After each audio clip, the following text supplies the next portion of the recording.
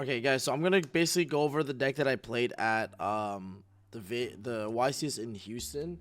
I decided to play Memento Fiendsmith, and the reason why I did was because I thought it was a really good pick for the event. Obviously, it won the YCS, and I was really glad it did because it kind of reaffirmed my theory that that I thought was correct at least. But essentially, going into the YCS, I had a couple considerations or a couple of like trends in the meta that I noticed. One of the trends is that a lot of these like pure Ryzo players and even Fiendsmith Ryzo decks, if you took a note of like all the deck lists leading up to the event, you notice that a lot of them played or main deck 3 Crossout and 3 Talons, which meant that if you took a traditional hand trap approach to the meta and the YCS, you just wouldn't do as well because it's a lot more variance to have your hand traps resolve in a meta where people main deck 3 Crossout, Call By, and 3 Talons. So what I wanted to do was I wanted to play a deck that can utilize board breakers the best and play hand traps that circumvent the impact of Talons. So the only deck, there are a couple of choices. There was the Mermail deck, there's Memento, and then there's like Branded. I didn't like Mermail because I think the deck is really inconsistent.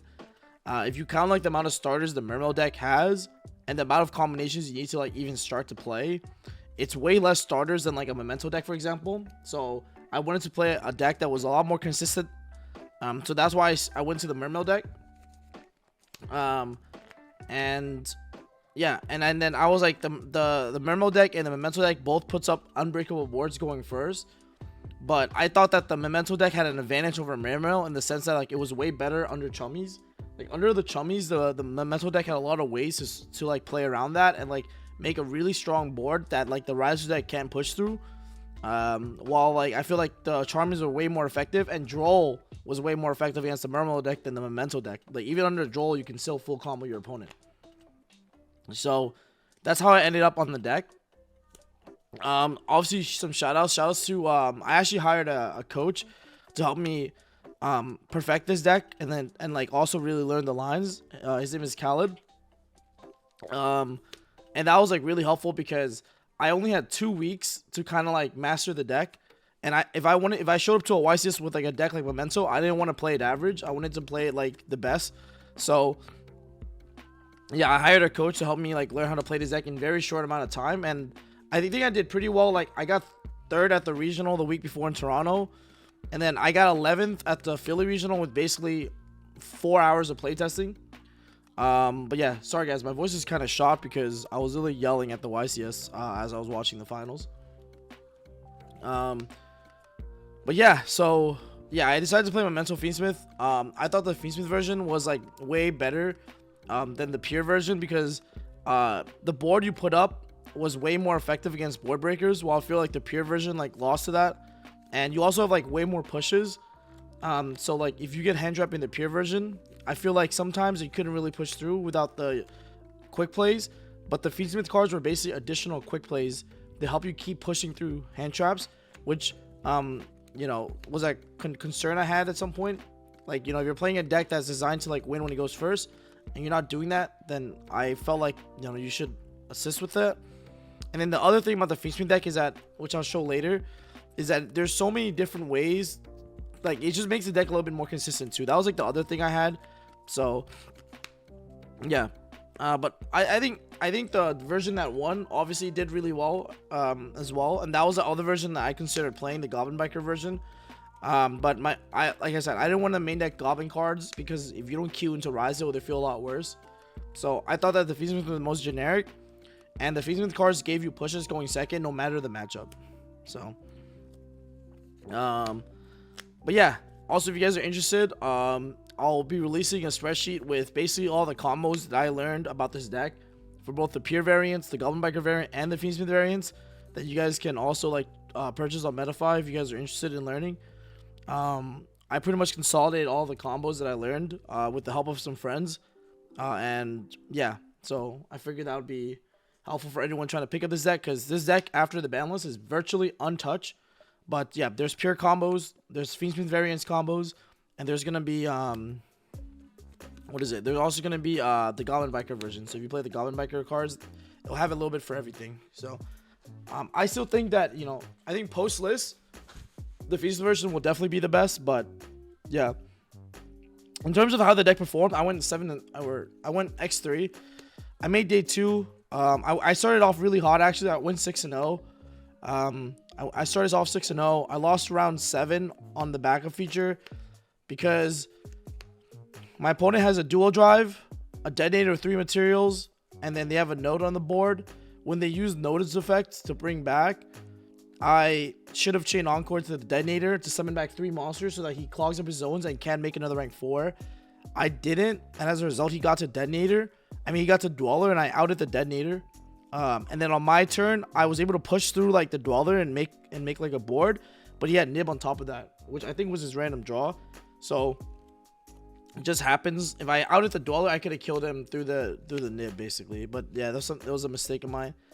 And then I think the last 2 losses were pretty much, I consider uncontrollable losses, so I didn't really need to go through them. But I did have 1 controllable loss, so I could have been X2 basically and still top the YCS. So still my fault at the end of the day, but I think I was really happy with how I performed. But yeah, so let's get into the deck profile really quick to show you guys what I played. So you played Triple Horse. This one is really strong because it does full combo by itself without using your normal summon. And then I played Triple Anguish. This is like the main starter of the deck. I like this card more than Darkblade because when you're going second into a board, you want Anguish because when the effect is an on summon effect, which meant that if your opponent decides to interact with it, it synergizes really well with all of your quick plays. Whereas Darkblade, they usually stop it on summon, pop it on summon, or banish it on summon. Whereas this card, if you summon it, you get value instantly. So that's why I thought this card was like a lot better.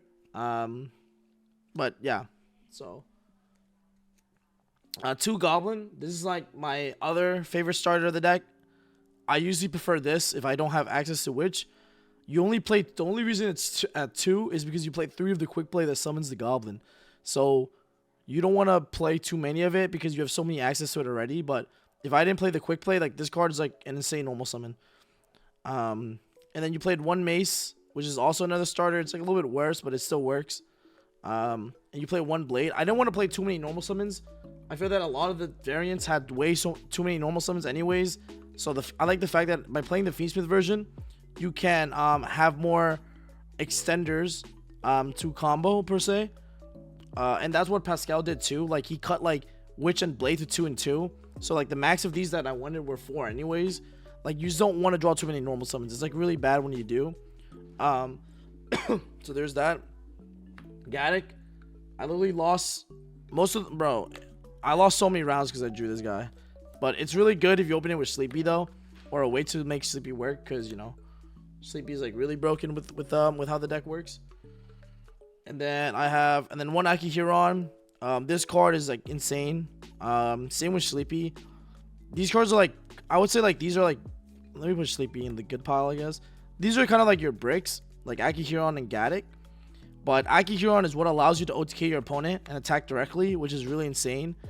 Because no matter how many monsters they have, you can pretty much always swing directly for game. And the other thing is that this card is how you recover banished cards and graveyard cards when it's destroyed. Like this card is absolutely broken. And then yeah, Gaddock adds back from the grave. So you have a lot of ways to recover stuff from the graveyard. But yeah, and this card also comes back, which is absolutely insane. If you play Tronus, is also a Dweller target, but now that Dweller's banned, it's like even crazier. And then you have Trihorn. A lot of deck lists cut this card, but as I was learning how to play Memento, one of the things that I realized is that you absolutely need this card. It's a strong extender when you're already comboing, and additionally when you're under any of the Charmies, you want this card in your deck because it gave you an additional 2 pops that makes it impossible for the Riser's deck to push through. So I really value this card because basically whenever I got Charmied, I was able to mitigate the amount of draws I can give my opponent, usually through 1, usually through maybe like max is like 2, usually 1, and sometimes 0, just because this card is in my deck, because it gave an additional 2 pops the way you set it up is usually like you can get access, like if you get access to Bone Party, you can do something where you go Bone Party, pop Sleepy, summon Trihorn, trigger the Sleepy effect to send Gaddock. Gaddock effect summon summon itself back, and then use Gaddock to add back to Sleepy. Sleepy summon itself, then use Gaddock and Sleepy to make Twin Dragon. Twin Dragon then pops the Horn Dragon, and then the Horn Dragon. So then you add 2 cards. Then you use the Horn Dragon to pop the Trihorn Dragon, or the Horn Dragon, and the Horn Dragon pops 2 of their cards. So you can see how like just Bone Party becomes like an actual interruption with Trihorn in your deck, which I think is insane. And of course you gotta play the big guy, Combined Creation. This card is insane. I think this card is so broken. Yeah, I love this card. This card is so crazy. You only need 1 though, but yeah. Like this card just literally swings into everything. It's like Ultimate Conductor. Your opponent uses any sort of effect or like any sort of cards, you can bring back anything from your grave or hand. It's just so crazy in my opinion. But yeah, that's pretty much like the lineup. And then for the rest of the Fiendsmith engine, I played triple Engraver because it's full combo by itself. So you have like 3 more, like you want as many 1-card starters as possible, but these are also starters and extenders. So they're like really good. And then you have Lacrima, and then you have Lurry. Yeah. And then I played 1 track. I don't think you need more. I think 1 track is like good enough.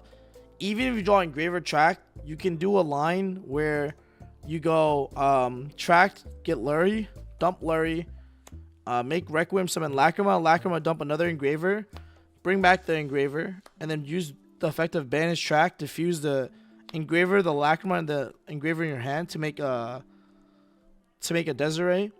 And then if you normal summon any monster, you can make Sequence into you can use Sequence to make Aerial Eater and still get access to Memento combo while putting a Desiree in your graveyard. So 1 is absolutely enough in my opinion. I don't think you need more. But yeah, because Tract isn't combo, 1-card combo in the deck, while the Engravers are. So yeah.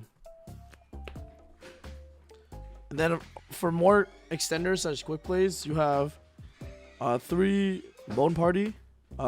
This card is absolutely crazy. This is the card I prioritize setting at end phase over Memento Fusion because this card is very flexible.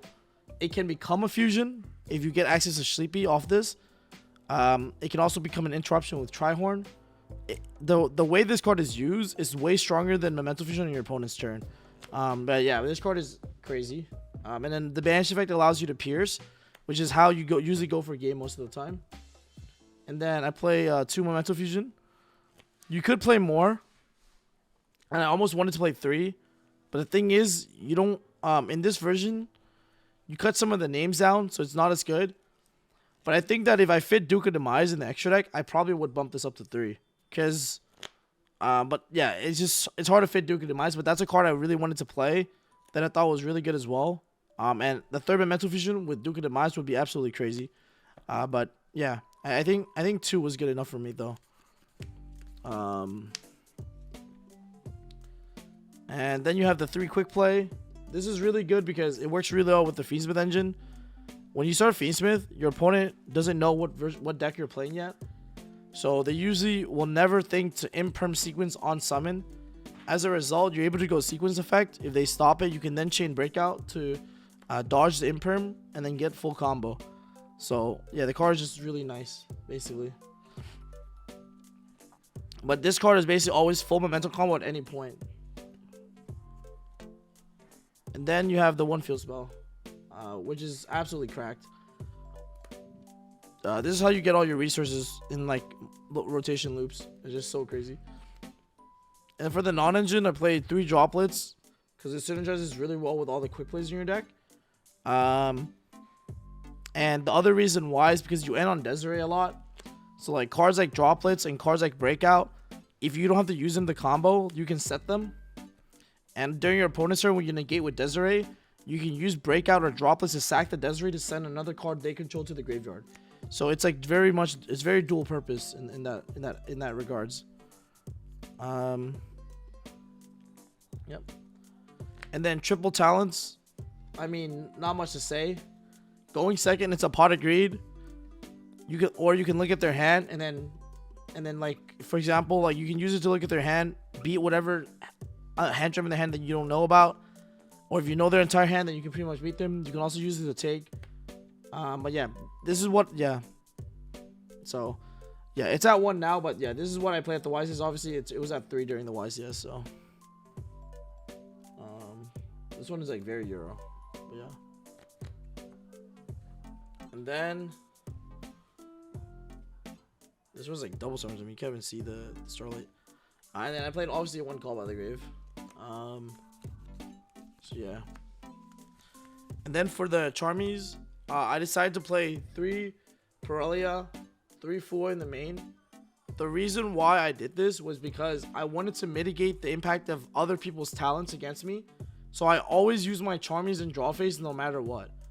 And as a result, I didn't really play into my opponent's talents. If I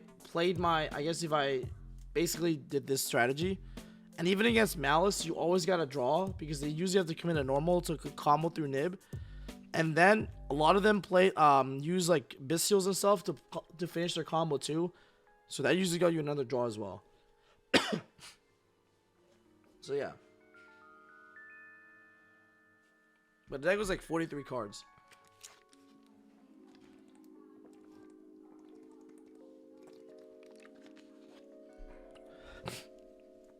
But yeah, these orders were crazy. The Charmy main deck was really good. Because in my opinion, I was like, I saw that Mermail did this. And it didn't make sense that Mermail like main deck this and why other combo decks couldn't main deck this as well. A lot of the reasons why Mermail even won going second were because of these Charmies. So I figured like, the synergy with Pirellia as a water for Pike to discard is like super fake in my opinion in Mermail. So that's why I was like, wait, why don't I just play the Pirelli in a Memento deck? And it was absolutely insane. This main deck is exactly what I used to top the Toronto Regional, which I got 3rd place with. And the main deck is pretty much what I played for the YCS as well. Yeah, in the future, obviously the 2 talents is gone, so you can't play it anymore. But I think you could just replace them with like Impermanence or Ash Blossom in the main as well. Yep. I think 3 Ash in the main is also pretty good to beat other people's Charmy.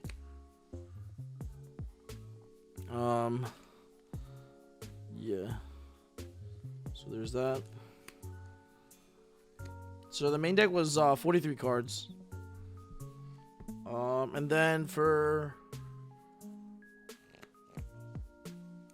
Let's see. For the side deck, I played triple Lancia. Triple Chaos Hunter, and then I play triple Meows. Basically, I thought that like a lot of people were gonna be playing Memento. I'm sorry, Malice. So I played all this to basically respect the Malice matchup. Yeah. So that's pretty much that. Pascal did something very similar. And yeah, the Charmers are really good with the board breaker approach because if you have a strong engine deck, you want to play Charmies because then you can break your opponent's board if they make a half board as a result of Charmies. So yeah, but obviously yeah, these cards basically made my opponent's deck as weak as possible.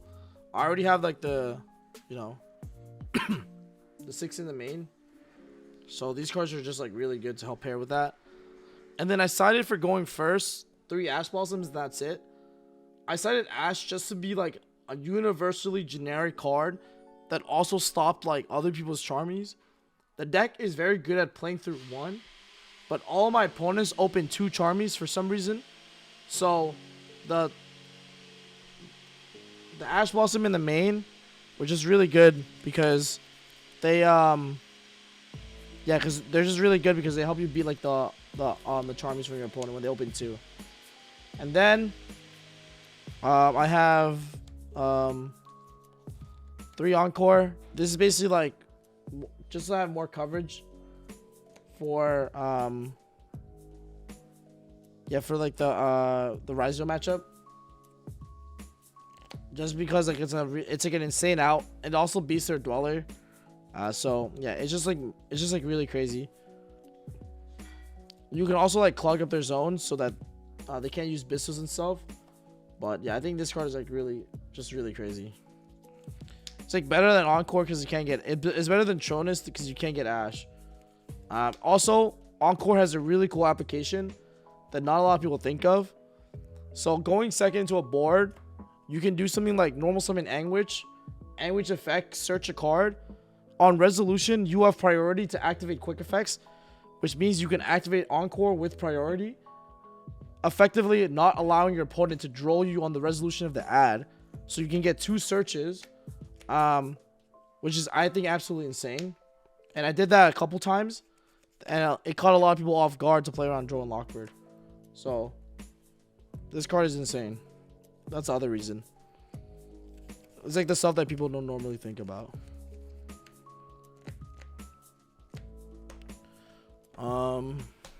So that's pretty much like the side. Obviously 15 card side deck. And then now for the extra deck. Requiem, Sequence, we'll talk about later. Agnum Day, Moon. So, and then you play Cross Sheep because there's a line where you can use the Cross Sheep, and through Nib 2, you can use Memento Fusion to make like Baphomet by shuffling back like a Beast and a Fiend, which is really easy to get in your deck. And you can go Chainlink 1 Cross Sheep, Chainlink 2 Baphomet. Baphomet will dump Lacrima. The Cross Sheep will bring it back because it doesn't target to Reborn. As a result, you're able to dump the Lacrima, then bring it back instantly, effectively dodging Bestials, and then dumping an Engraver in the graveyard, and then turning that into a Requiem, and then threatening a Caesar immediately. So there's a really cool, yeah, it's a really insane line, like this. So you dump Lacrima, then you bring it back. Lacrima effect dump Engraver. You turn this into a Requiem, then Requiem effect, which then summons another Engraver. And at this point, you threaten a Nib instantly from your opponent. If they don't, you can overlay these two really easily, or like keep going. So yeah. And then yeah, so that's Cross Sheep. And then the other thing that a lot of people don't know is that the Sequence can make, it's really broken in this deck because it makes a lot of fusions more than just Desiree, and a lot of people did not expect this. So I would get double Bistilled and still make the full board because this Sequence can make any Fiend fusion monster. So you can Sequence to make Baphomet, Eru Eater, as well as Desiree. So, yo, Nightfall, thank you for the raid, bro. Thank you, bro. Bro, I bet you're happy about the ban list. Chimera's kind of nasty now, eh? But, yeah, so Sequence can make these 3 fusions. So the fact that you have access to 3 custom fusion monsters off Sequence is absolutely insane. I actually love it a lot. The cool thing is, like, let's say you go normal summon Anguish and they Ash it. If you have access to Track, you can get to Sequence to Arrow Eater, dump the Memento Goblin, and use Anguish to destroy itself to bring back the Goblin, and then full combo your opponent. So a lot of different lines, basically, with these cards.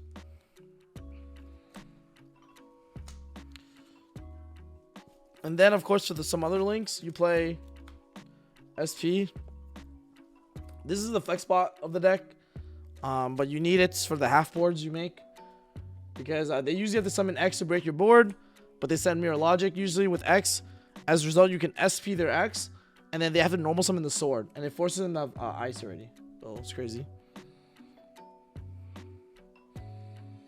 And then Proxef Magician, this card is super goo.